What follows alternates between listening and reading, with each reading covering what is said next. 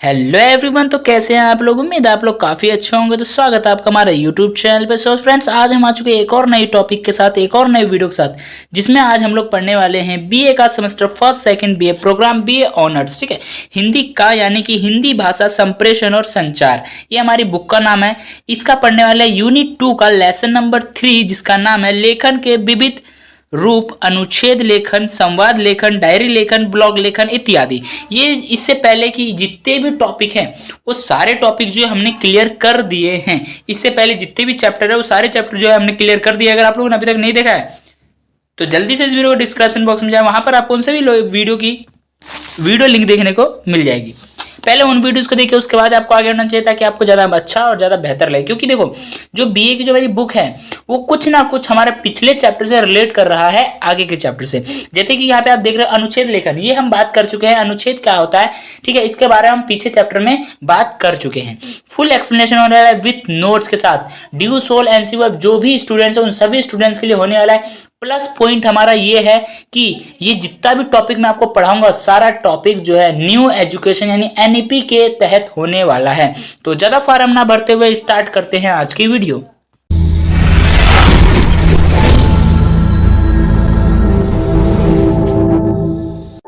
So friend, जैसे कि मैंने बताया, आज हम पढ़ने वाले यूनिट 2 का लेसन नंबर 3, जिसका नाम है लेखन के विविध रूप, अनुच्छेद लेखन। ठीक है, अनुच्छेद लेखन, संवाद लेखन, डायरी लेखन, ब्लॉग लेखन इत्यादि। ठीक, सबसे पहला आता है अनुच्छेद, अर्थ और स्वरूप। ठीक है, अनुच्छेद का अर्थ क्या होता है और उसका स्वरूप कैसा होता है।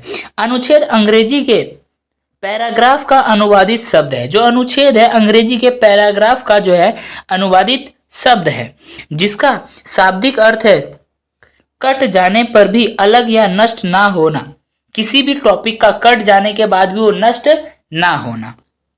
किसी लेख, निबंध आदि अपेक्षाकृत लंबी रचना को लेखक कुछ विभागों में, ठीक है, विभागों में विभाजित करता है। ऐसे में विषय के स्पष्ट विवेचन के लिए किया जाता है। यानी कि देखो, आपने देखा होगा जो पैराग्राफ होते हैं हमारे इंग्लिश में, जो पैराग्राफ वगैरह आते हैं वो देखा होगा, वो कटे कटे होते, 4 लाइन इसमें, उसके बाद 4 लाइन आगे। यानी कि लेखक जो था लिखता तो अपनी पूरी बात है, लेकिन क्या है, पैराग्राफ के अकॉर्डिंग लिखता है। उससे क्या है कि पढ़ने वाले का भी मन नहीं उबता और लिखने वाले का भी मन नहीं उबता है। प्लस उसको जो सारी बातें कहनी वो सारी बातें वो लिख देता है। किसमें? पैराग्राफ के माध्यम से, अनुच्छेद के माध्यम से। ठीक है, अनुच्छेद लेखन का महत्व, जो हम अनुच्छेद लेखन करते हैं इसका महत्व क्या है वो देख लेते हैं। विद्यार्थी में लेखन कौशल की क्षमता का विकास करने के लिए जो अनुच्छेद है, अनुच्छेद हम किस लिए लिखते हैं, जो पैराग्राफ है किस लिए लिखते हैं, विद्यार्थी के अंदर जो कौशल क्षमता है उसके विकास के लिए लिखते हैं। ठीक है, विद्यार्थी को सीमित विषय पर अनुच्छेद के लिए कहा जाता है। यानी कोई आपको टॉपिक दे दिया जाएगा कि इंट्रोडक्शन पे लिखो, पॉल्यूशन पे लिखो, कोई भी एक टॉपिक आपको दे दिया जाएगा, उसी के ऊपर आपको अनुच्छेद लिखना होगा। और इसके माध्यम से उसके ज्ञान, यानी कि उसके पास कितना माध्यम, कोई भी टॉपिक दिया वो आप कितना लिख पा रहे हो, कितना ज्ञान है, उससे उसका पता चलता है। प्लस उसकी कल्पना क्षमता, यानी वो कितनी काल्पनिकता कितनी है, वो कितना कल्पना कर सकता है, सोच सकता है। तर्क शक्ति, यानी कि जो इसके तर्क करने की, जो तर्क वितर्क करने की जो शक्ति है वो कितनी है। और भाषिक क्षमता, यानी कि जो बोलने, जो भाषा की जो क्षमता है, यानी कितना वो स्पष्ट तरह से लिख पा रहा है या बोल पा रहा है, आदि की परख हो जाती है। किसमें? अनुच्छेद लेखन में। ठीक है, इतना समझ में आया। अब बढ़ते हैं आगे। अब आता हमारा नेक्स्ट पॉइंट है, विभिन्न समाचार पत्र पत्रिकाओं, दूरदर्शन के समाचार चैनल, अनुवाद आदि में हिंदी का उपयोग बढ़ने से यह आवश्यक प्रतीत होने लगा है कि विद्यार्थी में विभिन्न विषयों पर सीमित शब्दों में अधिकारित भाव प्रकट करने की क्षमता का विकास हो। इस दृष्टि से आज सभी स्तरों पर विद्यार्थियों को अनुच्छेद लेखन का अभ्यास कराया जाता है। यानी हर तरह से उन्हें लिखने के लिए अग्रेसित किया जाता है, उनका प्रयास कराया जा रहा है, अभ्यास कराया जा रहा है। ठीक है, अच्छे अनुच्छेद लेखन की विशेषता है। एक अच्छा अनुच्छेद किस तरीके से लिखा जाए, उसकी विशेषता क्या है जो एक अच्छे अनुच्छेद की। ठीक है, अच्छा अथवा श्रेष्ठ अनुच्छेद लेखन की कोई निश्चित प्रतिभाषा नहीं दी जा सकती। प्रत्येक विद्यार्थी अपनी योग्यता और क्षमता अनुसार विषय अथवा शैली को विशिष्ट रूप दे सकता है। यानी कि जो एक तरह से देखा जाए अच्छा अथवा श्रेष्ठ अनुच्छेद लेखन की कोई भी निश्चित परिभाषा हम नहीं दे सकते हैं, ठीक है, क्योंकि ये क्या है, हर विद्यार्थी की अपनी योग्यता और अपनी क्षमता अनुसार वो कार्य करता है, अपने क्षमता अनुसार लिखता है, उसकी अपनी भाषा शैली विषय शैली होती है और उसको ही वो विशिष्ट रूप से स्पष्ट करता है। एक अच्छे अनुच्छेद के लिए निम्नलिखित बातें हो सकती है। अगर हम देखें कि एक फिर भी एक अच्छा अनुच्छेद क्या होना चाहिए, फिर भी तो उसके लिए कुछ टॉपिक दिए गए हैं। वो क्या है, देखो पहला है, यदि हम अनुच्छेद को किसी रचना का एक अंश माने तो उसे उससे संबंधित विषय का कोई एक अंश अपने पूर्ण भाव अथवा विचार के साथ आए। यानी कि यदि मान लो कि कोई भी अनुच्छेद किसी भी एक रचना का अंश अगर हम मानते हैं तो उससे संबंधित जो विषय उसका हमें अंश अपने पूर्व भाव में लाना जरूरी है, या अपने अंदर में उस भाव को लाना जरूरी है। अगर मुझे लिखना है कि मुझे लिखना है एयर पोल्यूशन के ऊपर या फिर ध्वनि प्रदूषण के ऊपर, है ना, जैसे कि साउंड पोल्यूशन है, एयर पोल्यूशन है, और भी जितने पोल्यूशन है, ग्रीन हाउस पोल्यूशन है, इन सभी पोल्यूशन के ऊपर अगर मुझे लिखना है तो मुझे क्या करना पड़ेगा, उसके बारे में मुझे नॉलेज होनी जरूरी है, उसका भाव मेरे अंदर आना स्पष्ट है, जरूरी है, तभी मैं उसको बेहतर और अच्छे तरीके से लिखने में समर्थ हो पाऊंगा। ठीक है। स्वतंत्र अनुच्छेद रचना के समय यह ध्यान में रखना होगा कि उससे संबंधित विषय के सभी पक्षों का समावेश हो। यानी कि जब हम अनुच्छेद लिख रहे हैं, अनुच्छेद की रचना कर रहे हैं, तो उस टाइम पे हमें यह ध्यान रखना होगा कि उस टॉपिक से संबंधित जितने भी पक्ष हैं, जो चीजें हैं, उन सभी को उसमें मिश्रित किया जाए, समावेश यानी उनको हिस्सादारी दिया जाए। ऐसा नहीं कि हम बात कर रहे हैं एयर पोल्यूशन की और डाल दिया हमने ध्वनि प्रदूषण का। एयर पोल्यूशन से रिलेटेड जितने भी बातें हैं, सारी पोल्यूशन की बातें हमें लिखनी होगी। इसे गंगा से आ रहा है, पानी से हो रहा है, कूड़े से हो रहा है, मिट्टी से हो रहा है, सभी चीजों को हमें लाइन से सीक्वेंस वाइज सबका समावेश करना, मिश्रण करना जरूरी है। यदि कोई पक्ष छूट जाएगा तो उससे अनुच्छेद का दोष माना जाएगा। यदि मान लो कोई अनुच्छेद लिखने में कोई टॉपिक छूट जाता है, कोई चीज छूट जाता है, वो क्या है, अनुच्छेद लेखन का दोष माना जाएगा।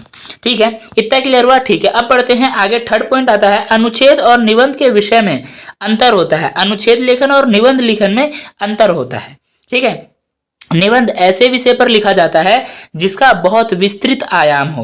निबंध जो है ऐसे विषय पर लिखा जाता है जिसका बहुत बड़ा विस्तृत यानी बहुत बड़ा विस्तृत जो है आयाम हो, बहुत बड़े स्तर पे उसको मतलब आयाम यानी तत्व हो। ठीक है, एक तो तत्व आप कह सकते हैं। अनुच्छेद विषय का अंश मात्र हो सकता है। जो अनुच्छेद रहे उस विषय का अंश मात्र, यानी कि अगर मुझे एयर पोल्यूशन के बारे में लिखना है तो मुझे एयर पोल्यूशन के बारे में थोड़ी चीजें बता देनी है, अब पूरा डीपली नहीं जाना है।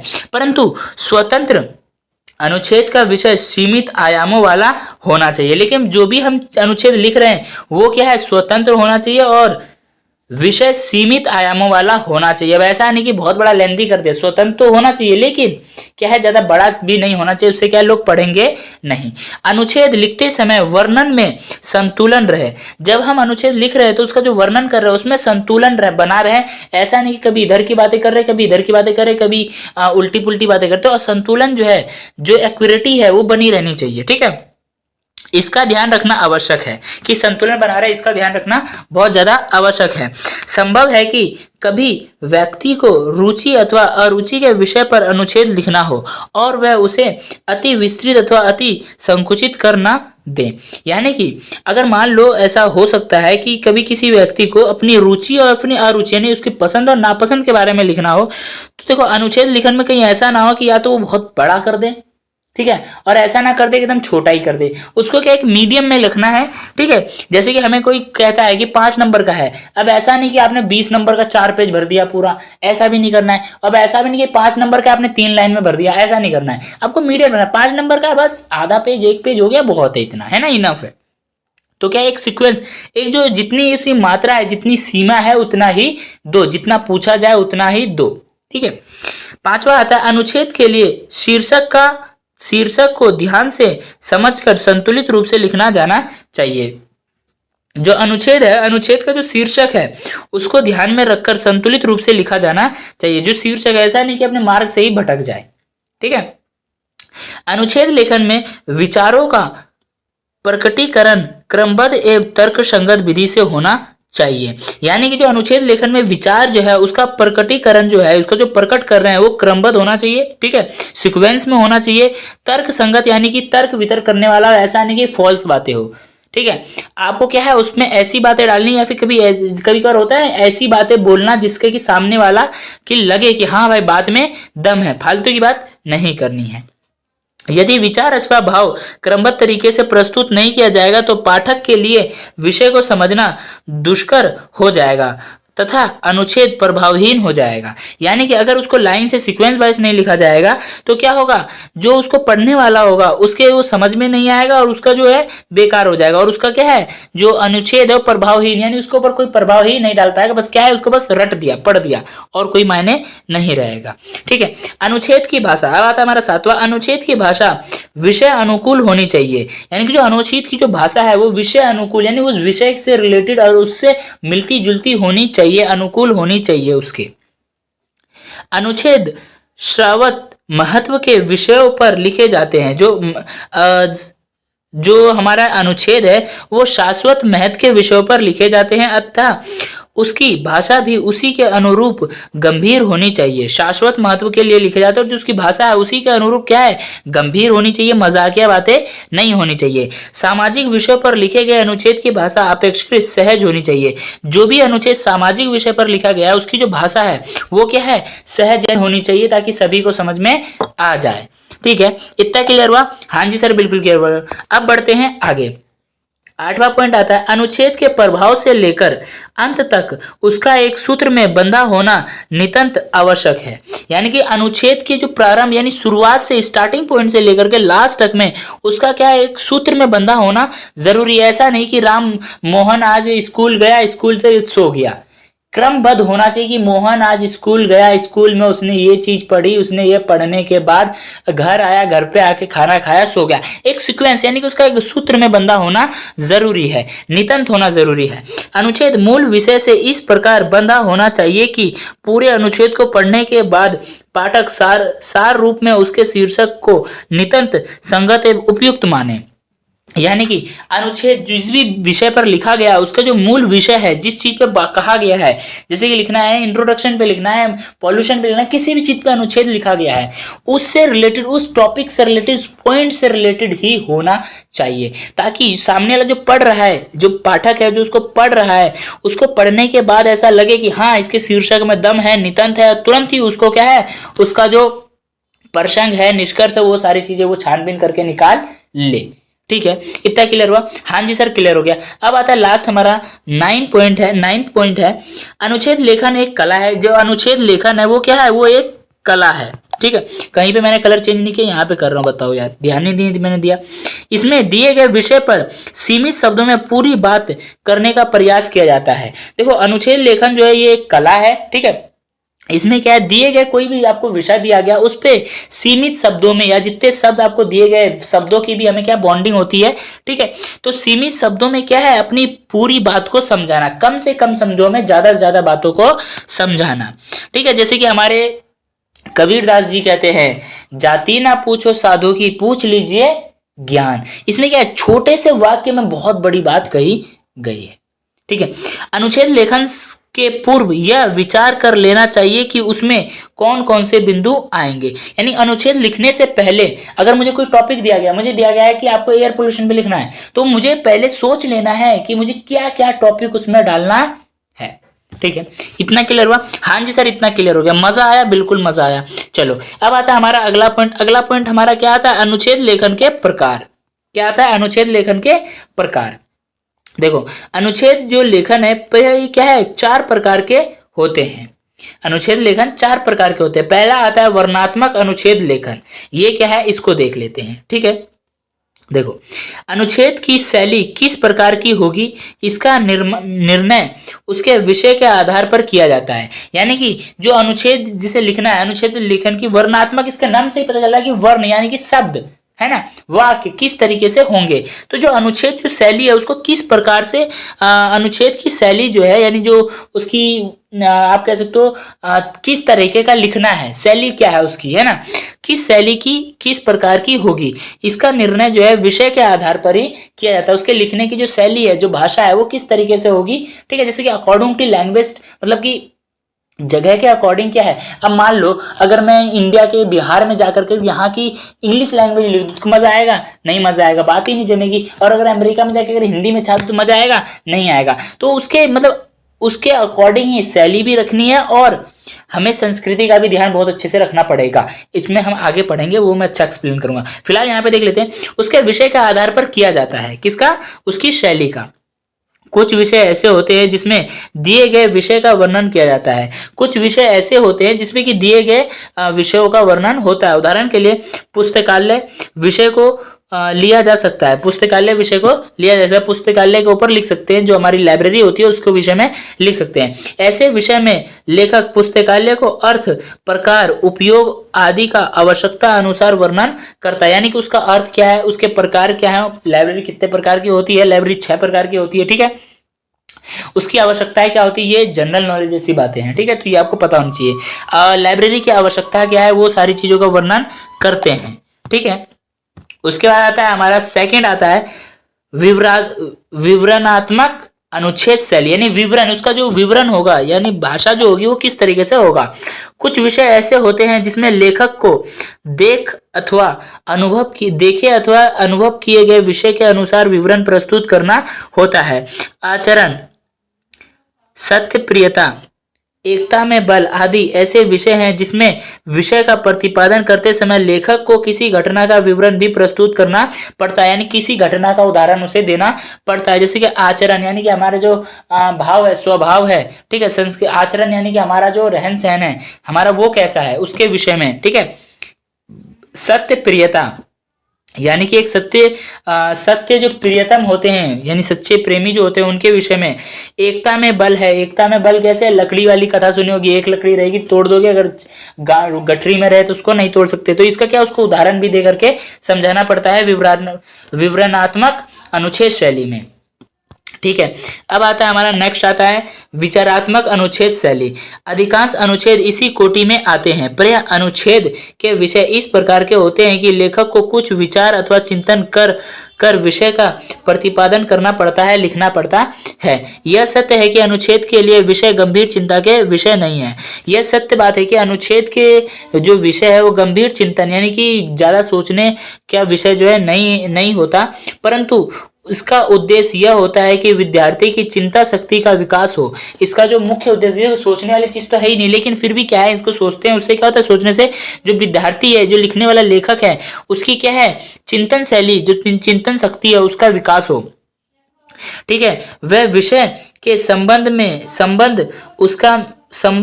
उसका सोच सके, उस संबंध के विषय में क्या है, सोच सके तथा पूर्ण विधि से प्रतिपादन कर सके, तर्क वितर्क कर सके, तर्कपूर्ण विवरण से उसका दे सके, ठीक है। अब आता है नेक्स्ट या लास्ट, हम कह सकते हैं कलात्मक अथवा भावपरक अनुच्छेद लेखन, ठीक है। देखो कुछ अनुच्छेद कलात्मक यानी काल्पनिक होते हैं, एक भावनात्मक भी होते हैं। अनुच्छेद लेखन का एक उद्देश्य होता है विद्यार्थी की मानसिक क्षमता का विकास करना। अनुच्छेद लेखन का एक जो होता है मोटिव होता है, उद्देश्य होता है, वो क्या होता है, विद्यार्थी की मानसिक क्षमता जो है उसका विकास करना। इसके लिए कभी उसे विचार परक अनुच्छेदों का अभ्यास कराया जाता है। विचार परक यानी जिसमें कि विचार कर करके हमें दूसरों को परखना होता है। और कभी ऐसे विषयों पर अनुच्छेद लिखवाए जाते हैं जिसमें उसकी शक्ति का विकास हो, जहां मस्तिष्क के साथ हृदय को भी पूर्ण अवकाश मिले। जब मस्तिष्क के साथ क्या है, हृदय को भी पूर्ण अवकाश मिल सके, ठीक है। तो ये थे हमारे 4 टॉपिक या 4 आप कह सकते हैं प्रकार अनुच्छेद लेखन के। पहला था वर्णात्मक अनुच्छेद लेखन, दूसरा था विवरणात्मक अनुच्छेद लेखन, तीसरा था विचारात्मक अनुच्छेद लेखन और चौथा था हमारा काल्पनिक अथवा भावपरक अनुच्छेद लेखन, ठीक है। अब आता है हमारा सेकंड पॉइंट या फिर नेक्स्ट पॉइंट आता है पल्लवन और अनुच्छेद लेखन में अंतर, ठीक है। अब हम देखेंगे जो पल्लवन है और अनुच्छेद लेखन में जो अंतर क्या है। पल्लवन क्या होता है, पहले वो देख ले। छोटे छोटे वाक्यों या वाक्य खंडों में बंद विचारों को बोला जाता है, ठीक है। जो छोटे छोटे वाक्य होते हैं, जैसे आप मुहावरे कह सकते हो, है ना, जैसे कि कहते हैं ना दांतों तले चना चबाना, कुछ ऐसा एक मुहावरे है। तो इसी तरह छोटे छोटे वाक्यों में क्या है, वाक्य खंडों में वाद विवाद खोल देना। पर यह किसी प्रसिद्ध लेखक की पंक्ति, लोकोक्ति, मुहावरा या सुभाषित विषय संबंधी होते हैं। ठीक है, किसी की भी लोकोक्ति हो सकता है, मुहावरा हो सकता है, ठीक है, पंक्ति हो सकती है, शुभ भाषित विषय संबंधी हो सकते हैं। इसमें अहम अथवा मैं शैली का प्रयोग नहीं किया जाता। जो हमारा पल्लवन और अनुच्छेद लेखन में जो अंतर है, इसमें क्या है, पल्लवन में क्या है, छोटे छोटे वाक्यों में जो है मैं शैली का प्रयोग नहीं किया जाता, जबकि अनुच्छेद किसी भी रचना अथवा कृति का एक भाग होता है। जिसकी जो अनुच्छेद है वो किसी भी रचना अथवा कृति का एक भाग होता है। इसमें आत्मकथात्मक शैली का प्रयोग किया जाता है। इसमें आत्मकथा यानी खुद की आत्मकथा की जो है शैली का भी प्रयोग किया जाता है। अनुच्छेद में किसी भी कला का प्रयोग किया जा सकता है, जबकि पल्लवन में केवल वर्तमान काल का प्रयोग किया जाता है। जो हमारा अनुच्छेद लेखन है, इसमें किसी भी काल का जो है हम प्रयोग कर सकते हैं, लेकिन जो हमारा पल्लवन लेखन है इसमें क्या है, केवल हम वर्तमान यानी अभी के टाइम की बात करते हैं। अनुच्छेद लेखन के उदाहरण, ठीक है, अब हम देखेंगे अनुच्छेद लेखन के उदाहरण। जैसे कि पटकथा लेखन, क्या आता है हमारा, पटकथा लेखन।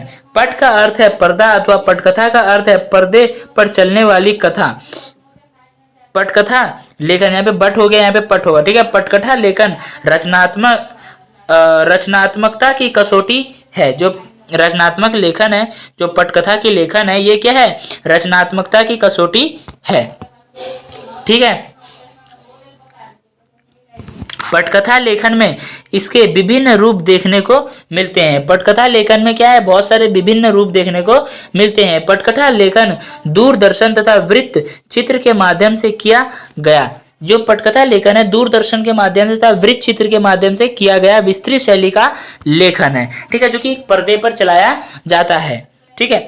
पटकथा लेखन सृजनात्मक तकनीक लेखन है। जो पटकथा लेखन है सृजनात्मक जो है तकनीक लेखन है, ठीक है। इसमें सृजन करते हैं किसी भी चीज का, किसी भी भाव का, ठीक है। पटकथा लेखन आम लेखन से बिल्कुल भिन्न होती है। जो पटकथा लेखन है ये आम यानी अलग, जो हमारी लेखन है उससे अलग होती है, जिससे दृश्य के आधार पर लिखा जाता है। इसको क्या है, दृश्य के आधार पर लिखा जाता है। इसमें किसी भी चीज को देख करके उसके बारे में अनुभव करके लिखा जाता है। एक बेहतर पटकथाकार के लिए आवश्यक होता है कि उसकी हर क्षेत्र में दक्षता हो या पकड़ हो, ठीक है। लेखन के साथ साथ निर्देशन, संवादन और छायांकन कुछ ना कुछ अनुभव होना चाहिए। लेखन के साथ साथ क्या है, निर्देशन, ठीक है, निर्देश करना सही तरीके से, ठीक है। संपादन यानी कि उसको संपादित करना, यानी कि उसको क्या पब्लिश करना, एक तरह से आप कह सकते हो पब्लिश करना भी आना चाहिए। छायांकन यानी कि उसकी छानबीन करना भी उसको कुछ हद तक आना चाहिए, और कुछ उसको अनुभव भी, इन सब का अनुभव होना जरूरी है। कहानी दृश्य संवाद पटकथा के आवश्यक शस्त्र होते हैं। जो हमारा जो पटकथा लेखन होता है इसमें कहानी, दृश्य और संवाद, ये तीन चीजों जो है पटकथा के आवश्यक शस्त्र होते हैं। इन्हीं के आधार पर पटकथा की नींव होती है। इन्हीं के आधार पर क्या है, पटकथा की नींव रखी जाती है या नींव होती है। जितनी शानदार पटकथा होगी उतनी ही शानदार फिल्म बनेगी। जितना अच्छा इसका जो होगा पर्दे पे प्रदर्शन होगा, जितना अच्छा एक तरह से कह सकते हो ट्रेलर होगा, उतना अच्छा ही फिल्म होगा, या फिर कैसे जितना अच्छा इसको लिखा जाएगा उतना अच्छा फिल्म रिलीज होगी तो मजा आएगा, है ना। एक तरह से आप इसको स्क्रिप्ट भी कह सकते हो, पटकथा लेखन, ठीक है। जीवन मूल्य, अब क्या आता है हमारा, जीवन मूल्य को समझाना। ये भी क्या है हमारा, आपको बता देता हूं, ये भी हमारा अनुच्छेद लेखन के उदाहरण में ही आता है। जीवन मूल्य को समझाना या फिर एक्सप्लेन करना कि हमें किस तरीके का जीवन जीना चाहिए। जीवन मूल्य हमारे लिए मार्गदर्शक है, ठीक है। आचरण के नियमकन हमारी सभ्यता और संस्कृति के प्रतीक है, ठीक है। इतना समझ में आया, ठीक है। अब बढ़ते हैं आगे। मूल्य एक ऐसा मापदंड है कि इसके द्वारा संपूर्ण संस्कृत एक समाज महत्व को प्राप्त करते हैं। जो एक मूल है हमारा, यहाँ पे मूली नहीं आएगा, यहाँ मूल आएगा, ठीक है। शायद मैंने मूली खाया हुआ इसलिए मैंने मूली बोल दिया। यहाँ पे क्या है, मूल आएगा। मूल एक ऐसा मापदंड है जिसके द्वारा संपूर्ण संस्कृत एक समाज महत्व को प्राप्त करते हैं, ठीक है, एक समान महत्व को प्राप्त करते हैं। यही कारण है कि जो भी तत्व मानव मात्र के लिए हितैषी हैं, यानी उसके मतलब उसके ओर से बोलने वाले हितैषी हैं, आनंददायक यानी कि उसके लिए आनंद प्रिय है, यानी उसको आनंद दे, ठीक है, आनंद प्रिय है। जीवन मूल्य के अंतर्गत प्रेम, मानवीय करुणा, ईमानदारी, परोपकार, त्याग, निष्ठा, उत्तरदायित्व, दया, अच्छाई से सरोकार आदि समाहित है। किसके अंदर, जीवन मूल्य के अंदर। जीवन मूल्य परिवर्तनशील होते हैं। जो जीवन मूल्य है ये क्या, परिवर्तनशील होते हैं, टाइम टू टाइम क्या है, बदलते रहते हैं, चेंज होते रहते हैं। श्रेष्ठ साहित्यकार मूल्य का सही विश्लेषण करके उन विषयों को ना करता है जो समाज की प्रगति में बाधक होते हैं। देखो जीवन मूल्य जो परिवर्तनशील होते हैं। श्रेष्ठ साहित्यकार जो है मूल्य का सही विश्लेषण यानी उस मूल्य का सही से विश्लेषण छानबीन करके उन विषयों को नकार देते हैं जो समाज की प्रगति में बाधक होते हैं। उन विषयों को नकारते हैं जो कि समाज की प्रगति में बाधक हैं, ठीक है।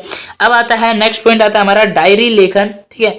अभिप्राय और स्वरूप। डायरी लेखन क्या है, ठीक है, अभी उसका अभिप्राय क्या है और उसका स्वरूप कैसा है। मनुष्य एक सामाजिक प्राणी है। बात किया जाए मनुष्य के बारे में तो मनुष्य क्या है, एक सामाजिक प्राणी है, समाज में रहता है और वह समझ में अपनी अनुभूति, संवेदनाएं और भावनाओं को विभिन्न प्रकार से अभिव्यक्त करता है या लोगों को दिखाता है, दो लोग सामने प्रकट करता है। डायरी से हमारा अभिप्राय मोटे गत्ते की जल्द वाली एक नोटबुक से होती है जिसमें 365 दिन के लिए 365 पृष्ठ होते हैं और उसमें कोई भी अपने जीवन के लिए 365 दिनों से संबंधित जानकारी को, सूचना को, अनुभव को, राग विराग को लिखकर प्रस्तुत करता है। किसमें, अपने डायरी में, जो हमारी पर्सनल डायरी होती है, ठीक है।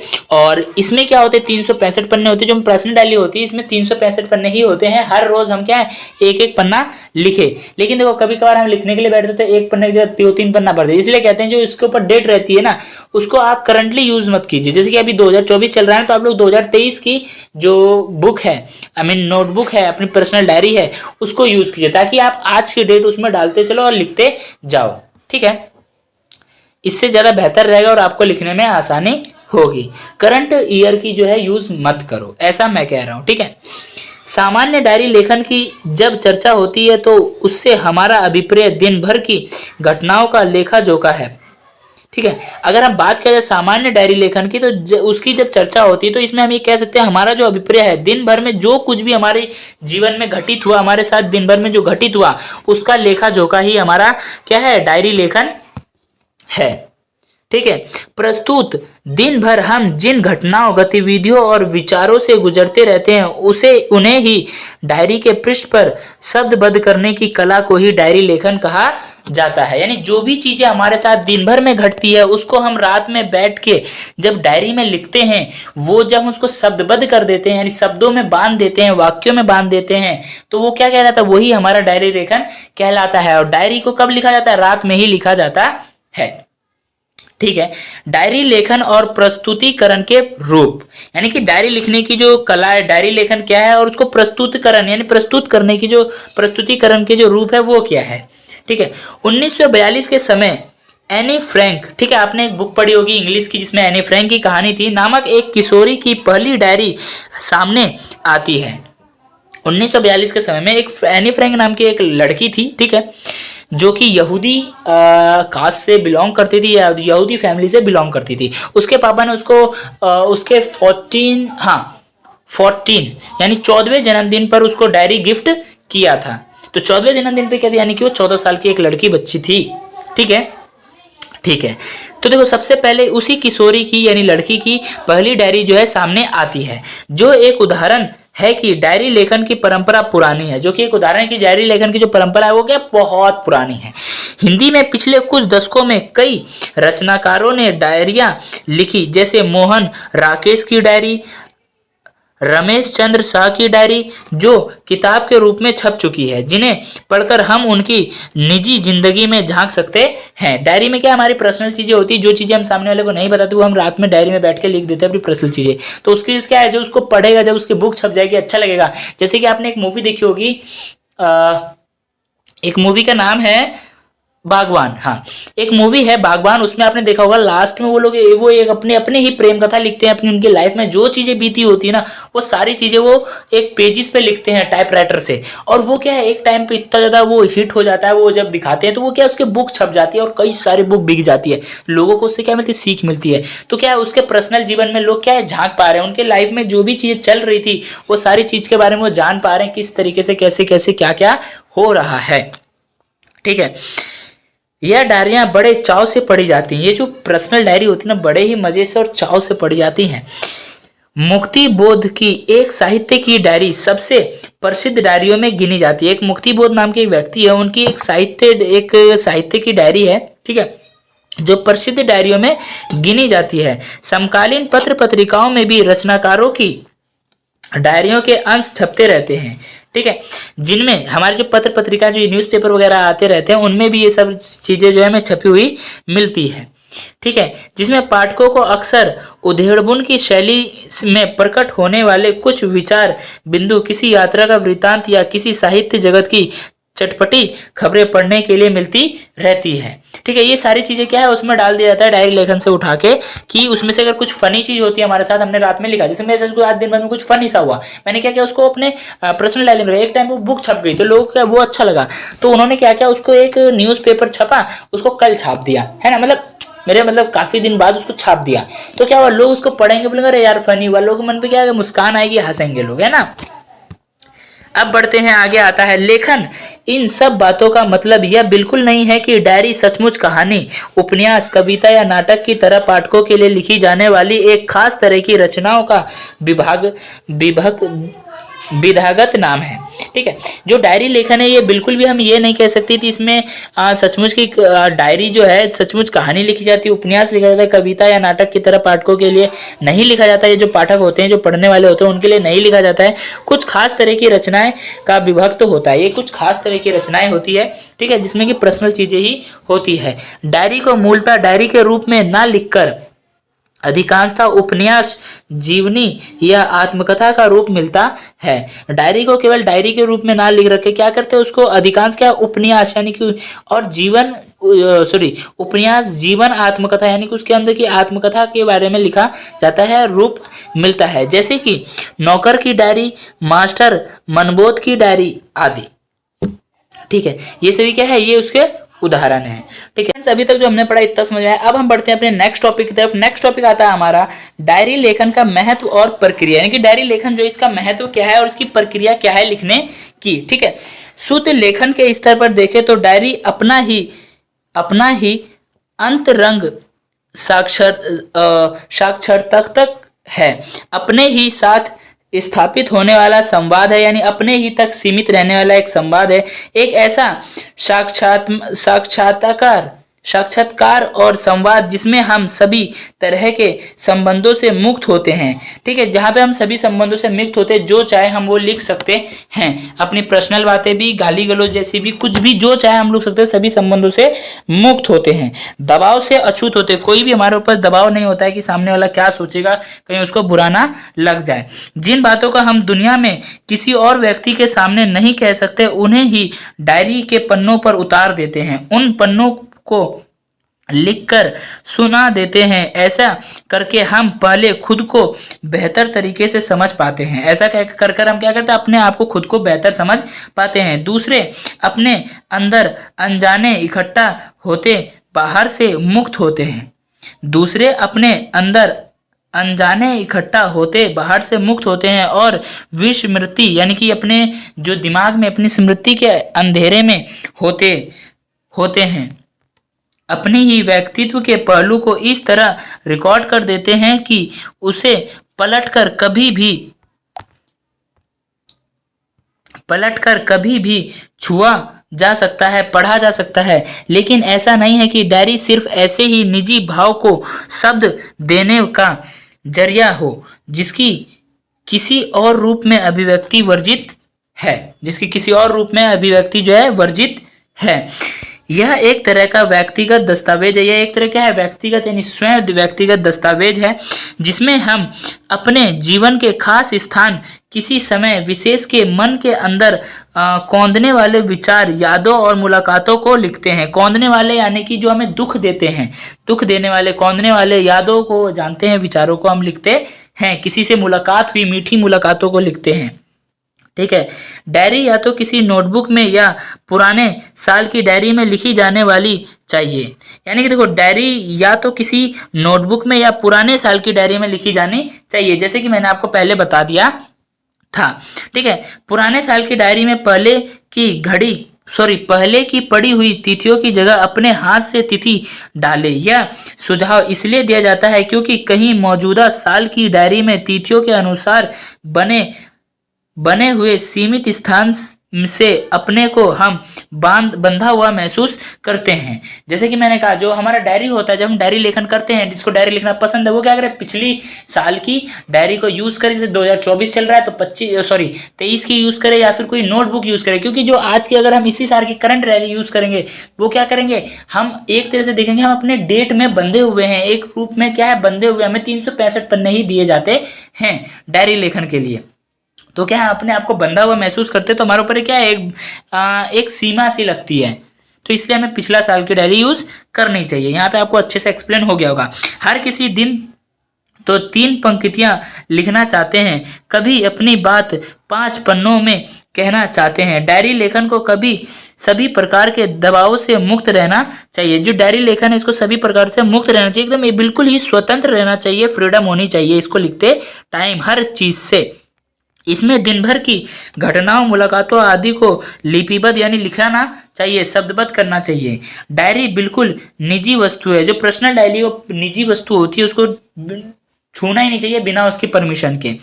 उसमें यह सोचकर लिखा जाना चाहिए कि वह निष्पक्ष भाव से अपने भाव और विचार व्यक्त कर रहा है। डायरी लेखन को जब हम लिखते हैं तो हमें ये पूरा स्पष्ट हो जाना चाहिए कि हम इसमें के जो लिख रहे हैं, ये जो निष्पक्ष भाव से और अपने लिए ही अपने विचारों को व्यक्त कर रहे हैं। ठीक है। यह आवश्यक नहीं है कि डायरी परिष्कृत और मानक भाषा शैली में लिखी जाए। डायरी लेखन में समझौते के लिए कोई स्थान नहीं होता है। जो डायरी लेखन है, इसमें किसी भी तरह का समझौता नहीं होता है। इसमें जो चाहो आप लिख सकते हो, कोई भी समझौता नहीं कर सकते कि भाई, जैसे कहते हैं ना, भाई तू मेरी बात सुन फिर मैं तेरी बात सुनूंगा। तो इसमें किसी भी तरह का समझौता नहीं होता है। इसमें सहज अभिव्यक्ति और धारा प्रवाह शैली होनी चाहिए, यानी धारा प्रवाह नहीं, फ्लोएंट में बहनी चाहिए, फ्लोइट होनी चाहिए। डायरी लिखने का कोई निश्चित नियम नहीं है। डायरी लिखने का जो है कोई निश्चित नियम नहीं है। जो दिल में आता है वह लिखते हैं, जो दिल में आता है वह लिखते हैं। किंतु हमारी जिंदगी से जुड़ी बातें होनी चाहिए। किंतु क्या है, वो हमारी जिंदगी से एक एक हिस्सा जुड़ा होना चाहिए। डायरी लिखते समय शैली का प्रयोग किया जाता है। डायरी लिखते समय क्या है, भाषा शैली का प्रयोग किया जाता है। डायरी को संबोधन भी किया जाता है। डायरी को संबोधन भी किया जाता है। और डायरी लिखने के लिए प्रतिदिन एक खास समय का चयन करना चाहिए। डायरी लिखने के लिए हर दिन, प्रतिदिन यानी रोज हमें एक खास समय का क्या चयन करना चाहिए, तभी डायरी लिखने की आदत बनती है। तभी क्या, डायरी लिखने की आदत हमें बनी रहेगी और डायरी लिखी जाती है। और डायरी क्या है, लिखी जाती है। अब देख लेते हैं कुछ डायरी लेखन के उदाहरण देख लेते हैं। ठीक है। वीडियो जो है काफी ज्यादा लंबी हो चुकी है, तो इसको हम अब पार्ट 2 में भी करेंगे। पहले डायरी को हम क्लियर कर लेते हैं, नेक्स्ट टॉपिक को आगे करेंगे। ठीक है। डायरी लेखन के उदाहरण। डायरी लेखन का एक उदाहरण दिखा देता हूं मैं आप लोगों को। ठीक है। तो देखो, सबसे पहले देखो, 20 फरवरी 2023 की रात है, उस दिन की बात लिख रहे हैं। रात के 10 बजे लिख रहे हैं, क्योंकि देखो जब हम पूरा दिन हमारा बीत जाता है, खा पी के अपने बिस्तर पे जाते हैं, तब हम ये सब सारी चीजें करते हैं। ठीक है। सबसे पहले स्टार्ट करते हैं। हेलो डायरी, अगर आप लिखना चाहो तो लिख सकते हो, नहीं तो कोई दिक्कत नहीं। हेलो डायरी, आज तुम्हें क्या बताऊं, आज का दिन बहुत ज्यादा व्यस्त में बीता। सुबह नाश्ता करते ही दिन भर के काम की सूची आंखों के आगे नाच रही थी। जल्दी से खाना खाकर मैं पहले काम की ओर बढ़ा। देखो, इसको समझाने की जरूरत नहीं है, बस पढ़ रहा हूं। ठीक है। बड़ा ही था कि सड़क के जाम ने मेरे हौसले पस्त कर दिए, यानी कि तोड़ दिए। इतना जाम मैंने कभी नहीं देखा था। ऐसा मेरे साथ ही क्यों होता है कि जब मुझे काम ज्यादा होता है तो ऐसी बाधा मेरे सामने क्यों आ जाती है और मैं काम पूरा ना होने के भय से पसीने पसीने हो रहा था। ठीक है, गला सूखा जा रहा था, जैसे कि बोलते बोलते मेरा गला सूख रहा है, और एक अनचाहे डर से घबरा रहा था, और एक अनचाहे डर से घबरा रहा था कि काम होगा या नहीं होगा। खैर, जाम हल्का हुआ और मैं अपने स्थान पर पहुंचा, लेकिन फिर भी उस जाम के घुटन, यानी यहाँ फिज फिर आएगा, यहाँ पे फिज नहीं आएगा। ठीक है, फिर भी उस जाम की घुटन बहुत देर तक मेरे साथ बनी रही। जाम में रहते धुआं वगैरह हो जाता है, उससे घुटन रहती है। ठीक है, खैर पूरा दिन काम में उलझा रहने के कारण मुझे दम लेने की यानी फुर्सत भी नहीं मिली, मुझे सांस लेने की फुर्सत भी नहीं मिली। लेकिन शाम का वह सुहाना मंजर मुझे खुशनुमा लगने लगा, जब मैं सारा काम करके एक आजाद पंछी का एहसास कर रहा था। इससे यह समझ आया कि सुख दुख आते जाते रहते हैं। कल फिर बात करेंगे, तब तक के लिए शुभ रात्रि। ठीक है, ये क्या है, एक डायरी लेखन का उदाहरण है, जो एक व्यक्ति है अपने सुबह उठता है, मतलब सुबह वो अपनी दिन भर में जो भी उसके साथ घटित वो सारी बातें रात को बताता है। तो देखो, दिन भर में उसने देखा कि खाना पीना खाया, काम उसको ज्यादा ध्यान आया, मतलब उठते ही उसके सामने खाना पीना जो खा रहा था उसी टाइम पे उसको दिन भर में क्या क्या करना है पूरा शेड्यूल उसके सामने आ गया काम का। वो काम के लिए जल्दी निकला, रास्ते पे भीड़ लग गई, वो सारी चीजें उसने बताया, आप मेरे से मैंने पढ़ा और आपने सुना। ठीक है, तो देखो यहाँ तक जो है शुभ रात्रि तक हमने क्लियर कर लिया है। यहाँ तक देखो वीडियो जो है काफी ज्यादा लंबी हो चुकी है, और अभी जो है इसमें बहुत सारे टॉपिक जो है क्लियर करने बाकी है। तो नेक्स्ट टॉपिक हमारा आता है संवाद, अभिप्राय और स्वरूप, यानी संवाद क्या है उसके बारे में हम आगे यानी कि पार्ट 2 में पढ़ेंगे। तो आज की वीडियो को हम यहीं पे एंड करते हैं। मुझे उम्मीद है कि आप लोगों को समझ में आया होगा, और हाँ, अगर आप लोगों को वीडियो अच्छी लगी तो वीडियो को लाइक करें, अपने यार दोस्तों में शेयर करें। कोई भी डाउट है, कोई प्रॉब्लम है, इस वीडियो कमेंट बॉक्स में जाए कमेंट करें, हम पूरी कोशिश करेंगे आपके डाउट को क्लियर करें। और हाँ, ध्यान से चैनल को सब्सक्राइब करके बेल आइकन को ऑन कर लेना, ताकि जो पार्ट 2 आने वाली है वो उसकी नोटिफिकेशन आप लोगों तक पहुंच जाए।